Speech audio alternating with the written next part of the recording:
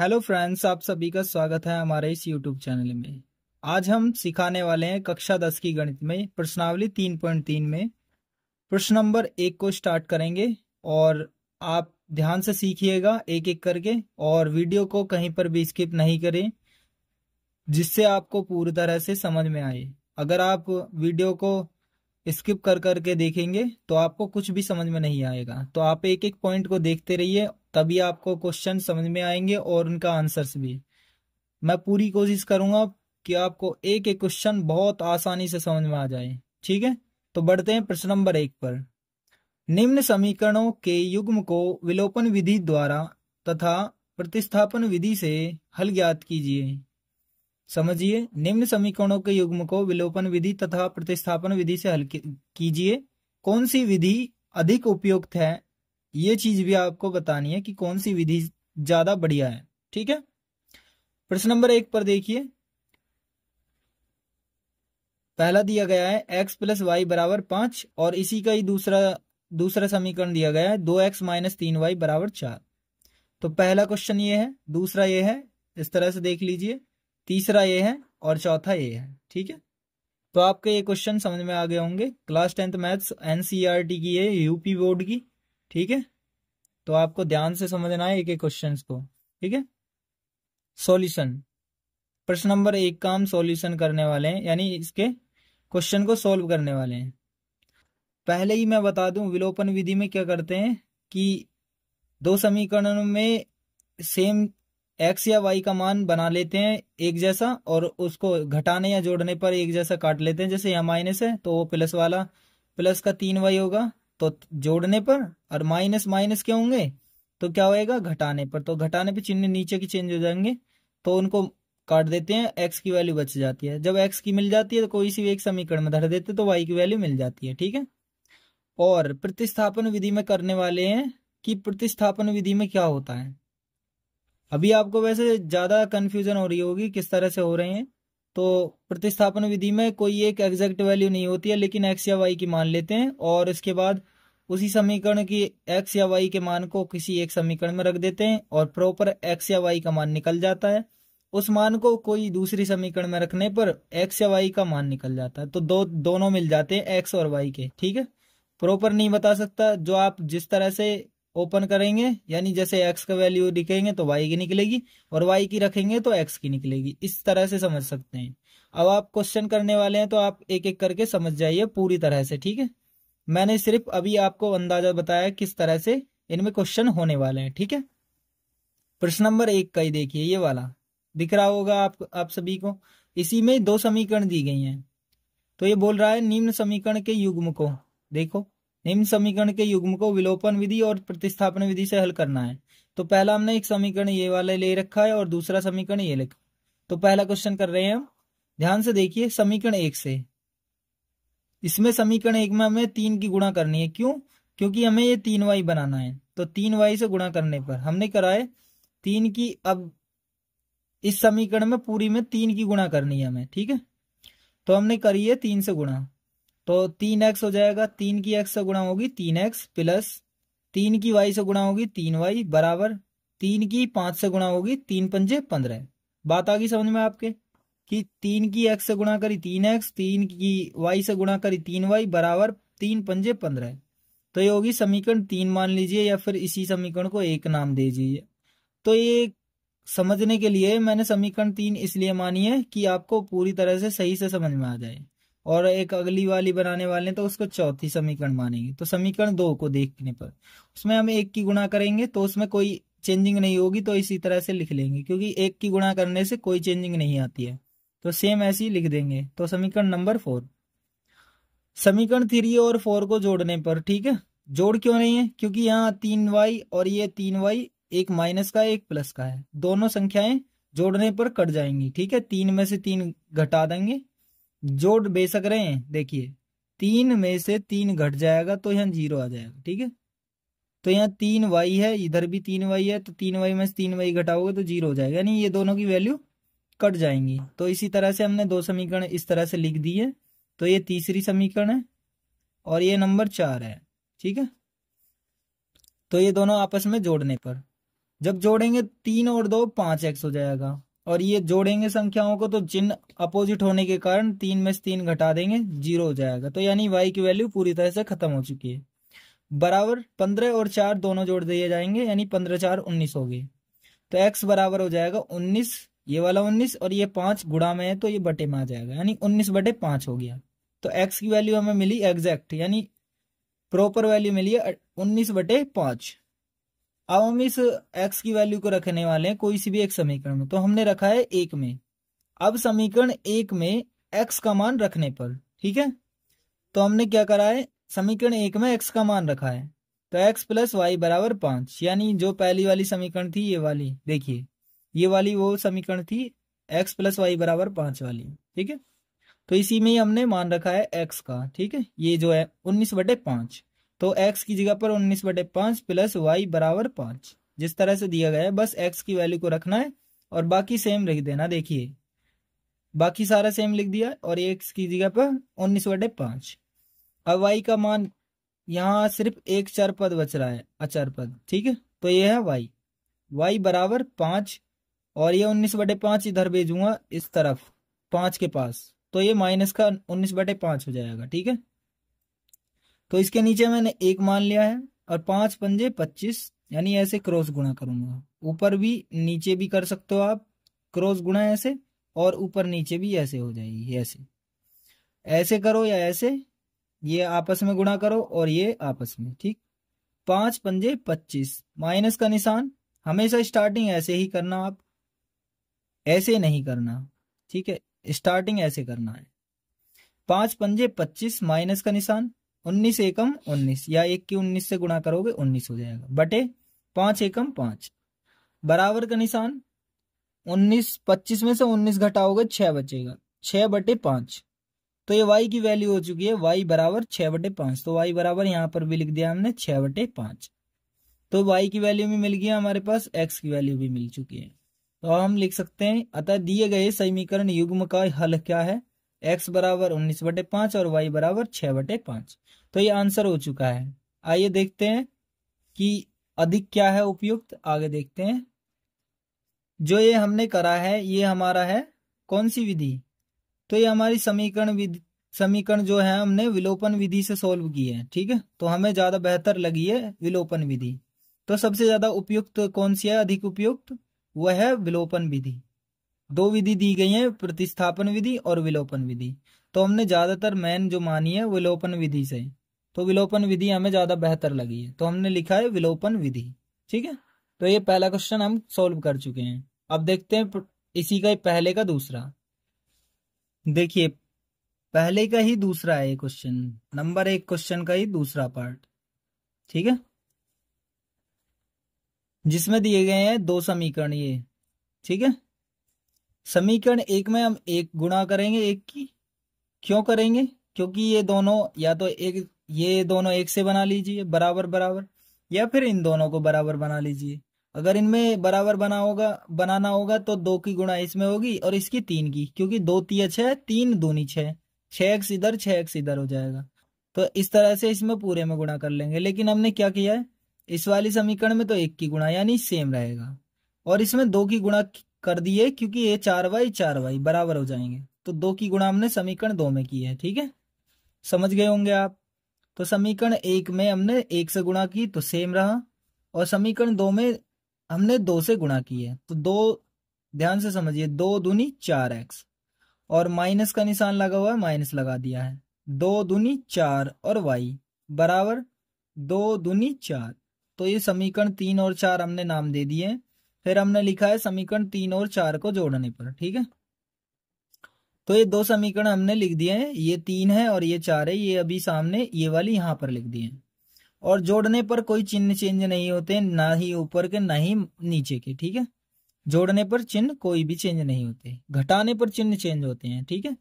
तो 4y से 4y घटा देंगे, क्योंकि 4 एक प्लस का है एक माइनस का है, तो 4 में से 4 गया 0, यानी y की वैल्यू पूरी तरह से खत्म हो चुकी है। 3x और 4x दोनों जोड़ देंगे, क्योंकि जोड़ने पर लिखा है हमने 3 4 7x बराबर 10 और 4 14। तो x बराबर 14, ये 7 इसके बटे में आ जाएगा, 7 से 14 को काटेंगे तो 2 आ जाएगा, यानी x की वैल्यू क्या हो चुकी है 2। तो ये तो आपके समझ में आ गया होगा। अब आगे देखते हैं। अब हमने क्या करा है, x का मान समीकरण 1 में रखने पर, ठीक है, अब x का मान समीकरण 1 में रखने पर, तो समीकरण 1 है ये, आप देख सकते हैं यहां पर भी मैंने दिया है ये वाला, सबसे पहले स्टार्टिंग समीकरण 1 यही है। तो मैंने समीकरण 1 लिख दिया यहाँ पर, ये वाली। अब मैं इसमें रखने वाला हूँ x का मान, क्योंकि हमारे पास x का मान है एग्जैक्ट। और ये जितना भी सॉल्व कर रहा हूं मैं क्वेश्चंस को, ये अभी विलोपन विधि से ही कर रहा हूं, क्योंकि विलोपन विधि मुझे ज्यादा आसान लगी, इसलिए मैं विलोपन विधि को ज्यादा उपयुक्त मानता हूं, ठीक है। 3x प्लस 4y बराबर 10, यानी समीकरण 1 को लिखने के बाद अब 3 गुणा, यानी इन दोनों के बीच में 3x लिख रहा है तो इनके बीच में गुणा का निशान होता है। देखिए ऐसे 3 गुणा x बराबर 3 की x से गुणा होगी 3x हो जाएगा, या इसको दोबारा से रिपीट करना है तो इसी को रखना है। तो 3 गुणा x की वैल्यू क्या होगी 2, तो 3 गुणा 2 रख सकता हूं। तो प्लस 4 और y यहीं रखना है, क्योंकि हमारे पास y की वैल्यू है नहीं, हम सिर्फ y की वैल्यू निकाल रहे हैं, बराबर 10।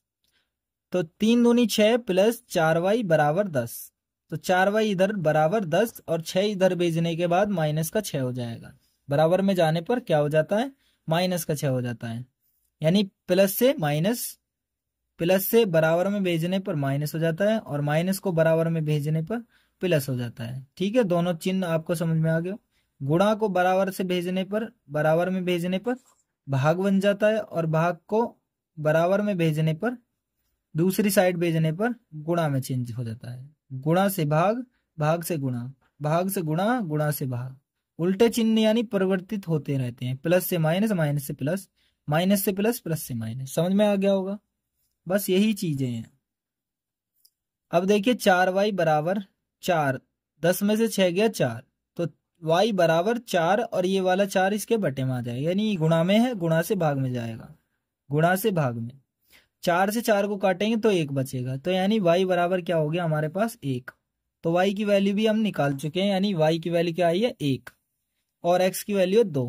तो x और y की दोनों की वैल्यू निकाल चुके हैं, तो आता है दिए गए रेखिक समीकरण युग्मों का हल क्या है, x बराबर 2 और y बराबर 1। तो ये आंसर हो चुका है, ठीक है। अब इसी को ही तीसरा पार्ट को करने वाले हैं, इसमें भी लिख सकते हो आप विलोपन विधि अधिक उपयुक्त है, तो मैं विलोपन विधि से ही बार बार कर रहा हूं, तो आपको ये निराश होने की जरूरत नहीं है। ज्यादातर प्रतिस्थापन विधि थोड़ी बड़ी हो जाती है, इसलिए मैं विलोपन विधि से ही कर रहा हूं, ठीक है। अब आगे बढ़ते हैं। अब मैं करने वाला हूं 3 को, पहले क्वेश्चन के ही तीसरे पार्ट को करने वाला हूं, ठीक है। तो ये 2 समीकरण दी गई है, यानी ये वाली समीकरण ऐसे दी गई है, तो इसको मैंने क्या लिखा है 3x माइनस 5y, और ये 4 इधर भेजने पर प्लस के 4 हो चुका है। तो ये बात आपके समझ में आ गई होगी, इसको समीकरण 1 मान लिया है। अब देखिए इस वाली को, ये समीकरण ऐसे दी गई है, आपके बुक्स में दी गई है ऐसे, तो मैंने इसको क्या करा है 9x और 2y को इधर भेज दिया है, तो माइनस के 2y हो गया, और बराबर में 7 ये है ही। सिंगल संख्या लिखी होते है तो प्लस का चिन्ह नहीं लिखते हैं हम, ठीक है, समझ में आ गई होगी आपके। तो बराबर 7 लिखा हुआ है, ठीक है। तो ये दूसरी समीकरण हो गई है। तो पहली और दूसरी 2 समीकरण हमें मिल चुके हैं, ये वाली और ये वाली, ठीक है। अब हम क्या करने वाले हैं, हम समीकरण को बराबर एक या एक वैल्यू को बराबर बना लेंगे, या तो सिंगल स्टार्टिंग वाली या फिर लास्ट वाली, यानी y की या फिर x की एक जैसी वैल्यू बनानी है। यहाँ अगर 9 है तो यहाँ भी 9 होना चाहिए, यहाँ अगर 5 है तो यहाँ 5 होना चाहिए, या फिर इसमें ऐसी कौन सी गुणा करें ये दोनों आपस में बराबर है। तो 5 दूनी 10, यानी 10 यहाँ हो जाएगा, 2 की इसमें गुणा करेंगे और 5 की इसमें, तो 2 पंजे 10, 5 दूनी 10, 10y 10y। तो इस तरह से कंडीशन बना सकते हो, या फिर 3 की इसमें गुणा करो और 1 की इसमें, तो 1 की गुणा करने पर 9x यहीं रहेगा, और इसकी 3 की गुणा करोगे तो 3 3 9, 9x यहाँ हो जाएगा, 9x यहाँ, तो काट सकते हो इस तरह से, ठीक है। तो मैंने क्या करा है, समीकरण 1 को 3 से गुणा करने पर समीकरण 2 को 1 से, तो 3 से अगर मैं गुणा कर दूंगा इसमें, तो 3 तिया 9x माइनस 3 पंजे 15y बराबर 3 चौक 12। और ये पहली समीकरण को हमने तीसरा रूप दे दिया है गुणा करके, यानी समीकरण 3 मान लिया है इसको। अब हम क्या करने वाले हैं, इसमें 1 की गुणा की है तो ये नंबर 4 मान लिया हमने समीकरण, ठीक है। समीकरण 3 व 4 को जोड़ घटाने पर, ठीक है, क्योंकि यहाँ दोनों चिन्ह एक से हैं, तो हमने क्या किया है, हमने किया है समीकरण 3 से समीकरण 4 को घटाया है, ठीक है, क्योंकि ये दोनों चिन्ह एक से हैं। और घटाने पर चिन्ह नीचे के सभी चेंज हो जाते हैं सारे, चाहे प्लस का हो, ये प्लस का था माइनस हो जाएगा, यहाँ माइनस का है तो प्लस हो जाएगा, इसका उल्टा हो जाता है घटाने पर चिन्ह के, नीचे वाली संख्या के चिन्ह चेंज होते हैं ये वाली, ठीक है। तो ये प्लस की थी, ये माइनस होगी, ये माइनस है तो प्लस, ये प्लस थी, ये माइनस होगी। 9x से 9x घटा दिया जाएगा तो क्या होएगा 0। 15 ये माइनस का है, ये प्लस 2y है, तो 15 में से 2y घटाएंगे तो 13y बचेगा, किसका, माइनस। ये तो आप समझ गए होंगे कि एक माइनस हो और एक हो प्लस, तो जो बड़ी हो उसमें से छोटी वाली संख्या घटा दी जाती है। हमेशा एक माइनस हो एक प्लस हो हमेशा घटाना है, और जब एक से चिन्ह हो तो वहां जोड़ना है, ठीक है, जोड़ना। माइनस वाले में माइनस का निशान आ जाएगा, माइनस वाला पॉइंट आएगा, जैसे यहाँ माइनस के 2 माइनस के 5 तो माइनस के 7 हो जाएंगे, बात आ गई समझ में। यहाँ प्लस के 6 हैं और यहाँ भी प्लस के 6 हैं, तो 6 और 6 12 हो जाएंगे, ठीक है। यहाँ भी प्लस का निशान लगाते नहीं है, और प्लस हमेशा बीच वाली संख्याएं में दिखाई देगा, यहाँ स्टार्टिंग में नहीं दिखाई देगा। और ऐसे भी यहाँ पर है, यहाँ पर आगे थोड़ी नहीं लगा रखा है मैंने प्लस का, तो ये बात आगे समझते हुए तो ये मैं थोड़ी सी आगे आपको बता ही देता हूँ थोड़ी थोड़ी, ताकि आपको कोई कंफ्यूजन ना हो, ठीक है। आगे देखते हैं, तो इसमें से -13y बचा बराबर 12 में से 7 गया 5 बचा, तो y बराबर 5 और ये 13 इसके बटे में आ जाएगा। और हमने क्या करा है कि इस माइनस को ऊपर ले जाने के लिए -1 से गुणा किया, -1 से भाग किया है, ठीक है, ताकि इसमें कोई चेंजिंग ना हो, समझिए, बस इसमें माइनस की परिवर्तन हो। एक से एक को काट भी सकते हैं तो यही रहेगा, तो इसलिए इस तरह से गुणा कीजिए ताकि ये दोनों काटने के बाद ये संख्या ऐसी की ऐसी बनी रहे। अब इसकी 5 सी एक की गुणा करने पर 5 एकम 5 और ये माइनस का लगा देंगे, ये माइनस माइनस प्लस हो जाएगा, 13 एकम 13, तो y की वैल्यू आ गई है -5/13। तो ये y की वैल्यू मिल चुकी है हमारे पास, तो इस y की वैल्यू को अब हम रख देंगे कोई सी भी एक समीकरण में, तो हमने रखा है। अब समीकरण 1 में y बराबर -5/13 रखने पर, तो ये है समीकरण एक है, ठीक है।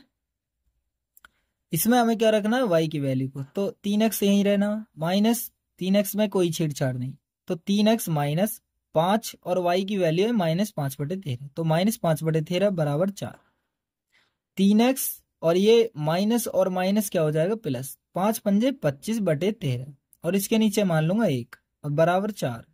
बात समझ में आई आपके कि 3x माइनस और माइनस प्लस हो जाएगा, 5 पंजे 25 और ये बटे 13, इसके नीचे कोई नहीं था तो 1 मान लिया, ठीक है। अब 3 की 13 से गुणा होगी तो 13 या 39x प्लस, ऐसे गुणा करेंगे, ऐसे ऐसे, ठीक है।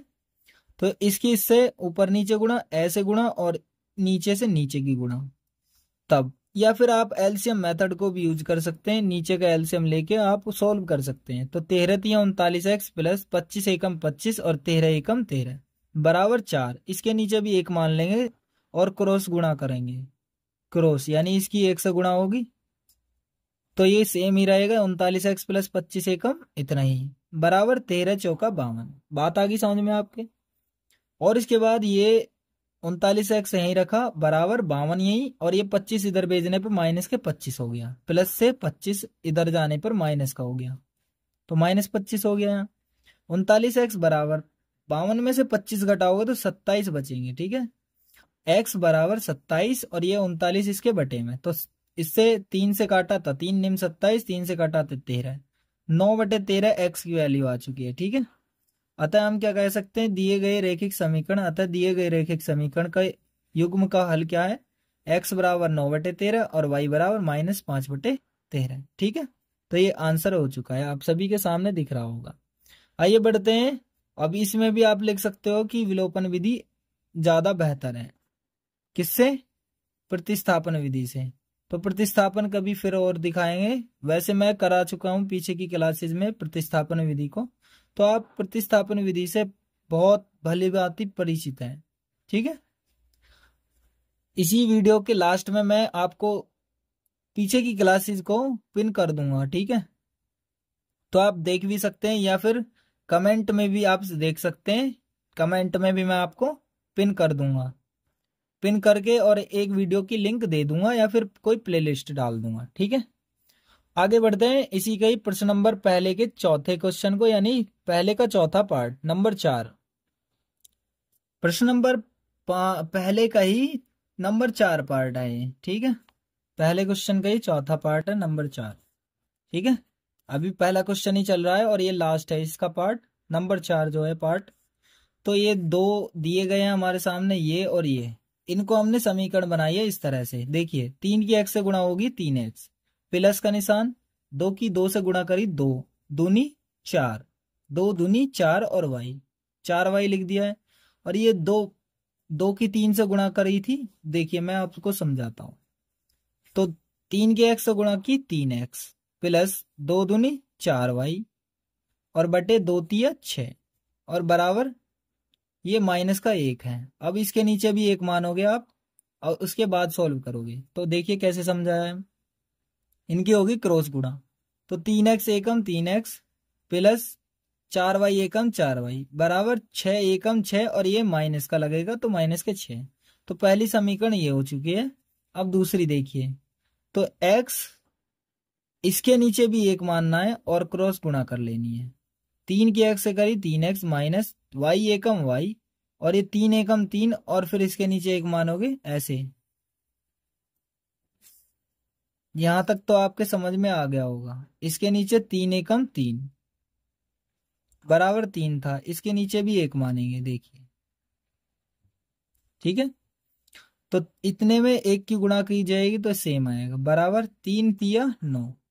ये भी आपके समझ में आ गया होगा 9 कैसे आए, तो आपको समझ में आ गया होगा। तो ये जो है दूसरी समीकरण हो गई है। तो ये दो समीकरण अब हमारे सामने दिखती हुई है। तो इन दो समीकरणों में ही हम कुछ चेंजिंग करेंगे। तो ये 3x है, यहाँ 3x है, तो मैं ये दोनों चिन्ह को देखता हूं तो यहाँ दोनों प्लस के हैं, तो मैं यहाँ घटाने पर लिखूंगा। ठीक है, समीकरण 1 में से समीकरण 2 को घटाने पर ये दो समीकरण लिख दी गई हैं। ये समीकरण 1 है, ये समीकरण 2 है, घटाने पर लिख दिया है हमने। ठीक है, तो जब घटाते हैं तो चिन्ह नीचे के सभी चेंज हो जाते हैं। तो माइनस का प्लस, प्लस का माइनस हो जाता है। तो ये प्लस का है तो माइनस हो गया, माइनस का है प्लस, ये प्लस का है माइनस। 3x से 3x कट गया क्योंकि ये प्लस का है, ये माइनस का कट गया पूरा। 4y और ये भी प्लस की है, ये वाला चिन्ह माना जाएगा। तो 4y और 1y 5y बराबर का निशान। ये दोनों ही माइनस के हैं, तो मैंने बोला था जब दोनों एक से चिन्ह हो तो तब भी जोड़ने हैं। ठीक है, लेकिन चिन्ह माइनस का होगा। तो ये 9 और 6 कितने हो गए 15। तो 9 और 6 कितने हो चुके हैं 15, किसके माइनस के। तो ये क्या है, एक रफ कार्य है। आप यहां पर मत कीजिएगा कभी भी, बोर्ड एग्जाम में कभी भी यहां सामने इस साइड में नहीं करना है। ठीक है, आपको कभी भी काम करना होगा कोई रफ कार्य है तो आप बोर्ड एग्जाम्स में सबसे लास्ट के पेज पर रफ कार्य लिखकर और उसके पेज पर काम कर सकते हैं। ठीक है, कोई भी जोड़ घटा गुणा भाग करना हो तो वहां कर सकते हैं। y बराबर -15 और ये 5 इसके बटे में आ जाएगा। 5 से 15 को काटेंगे, 5 तिया 15, ये माइनस इसके सामने लगा देंगे तो -3 आ चुका। y की वैल्यू क्या है -3। अब इसकी वैल्यू को हम कोई सी भी एक समीकरण में रख देंगे। जरूरी नहीं है कि एक में ही रखना है, दो में ही रखना है, आपका मन है एक या दो में, कोई सी में भी रख सकते हो। तो अब हम y बराबर -3 समीकरण 1 में रख देंगे। तो 1 में रखने पर हमें क्या प्राप्त होएगा, x का मान प्राप्त होएगा। तो ये हमने समीकरण 1 ये लिख दी है, उसमें हम मान रखने वाले हैं y का। तो 3x में कोई झंझट नहीं है, यानी x की वैल्यू थोड़ी नहीं है, y की रखनी है। तो 3x प्लस 4 और y की वैल्यू -3, यहाँ ये -3 यहाँ रख दिया है बराबर -6। यहाँ तक समझ में आ गया होगा आपके। आगे देखते हैं 3x प्लस माइनस माइनस, लेकिन यहाँ पर भी मैंने कुछ नहीं किया, बस गुणा किया। 4 तिया 12 और ये माइनस का यहाँ, अभी मैंने कोई कोष्टक खोला नहीं है। बराबर माइनस के 6। ये कोष्टक मैंने इसलिए बना दिया है, एक प्लस का है एक माइनस का चिन्ह है, तो इसलिए यहाँ पर आप ये चाहो तो ऐसे भी बना सकते हो, तो इस तरह से भी मान्य होगा। ठीक है, तो 3x बराबर 3x, ये प्लस माइनस क्या हो जाएगा माइनस, तो माइनस का चिन्ह यहाँ पर लगा चुके हैं, और बराबर 12 बराबर माइनस के 6। ठीक है, यहाँ तक आप समझिए कि 3x प्लस माइनस माइनस और ये 12 बराबर माइनस 6, यहाँ तक आपके समझ में आ गया होगा। 3x बराबर माइनस 6 और ये 12 इधर जाने पर प्लस का 12 हो जाएगा, तो माइनस के 12 इधर जाने पर प्लस के 12 हो गए, तो 3x बराबर 12 में से 6 गया, कितना बचेगा 6, एक प्लस का एक माइनस का घटाना है, तो 12 में से 6 गया 6 बचेगा, तो x बराबर 6 और ये 3 इसके बटे में आ जाएगा, 3 से 6 को काटेंगे 2 बचेगा, तो x बराबर क्या हो जाएगा 2। तो हमारे पास दोनों वैल्यू आ चुकी है, y की भी वैल्यू आ चुकी है और x की वैल्यू भी आ चुकी है, तो दोनों को लिख सकते हैं। अतः दिए गए रैखिक समीकरण युग्म का हल है क्या है, यानी x की वैल्यू हमारे पास 2 आई और y की -3। ठीक है, तो यहाँ भी अब आपने इस वीडियो को अभी तक लाइक नहीं किया है तो प्लीज लाइक कीजिए और अपने दोस्तों को सभी को शेयर कर दीजिए, ताकि वह भी अच्छे से अपनी मैथ्स को पढ़ सकें। और इस चैनल पर नए हो तो चैनल को सब्सक्राइब जरूर कीजिए, ताकि आप आने वाली वीडियोज को बहुत आसानी से देख पाएं, वरना फिर दोबारा से शायद ही मिल पाएंगे इस चैनल पर। ठीक है, या आपको चैनल याद होगा तो आप सर्च कर सकते हैं, वरना आप इस चैनल को सब्सक्राइब कर लीजिए ताकि आने वाली वीडियोस को आप सबसे पहले देख सकें। ठीक है, मिलते हैं नेक्स्ट वीडियो में, इसका पार्ट 2 आने वाला है जल्दी ही, तो आप जल्दी कमेंट कीजिए कि पार्ट 2 कब आना है। कितनी जल्दी, जितनी जल्दी आप कमेंट करेंगे उतनी जल्दी आपका पार्ट 2 बना के दे देंगे। ठीक है, thank you for like and subscribe and share this video, thank you so much.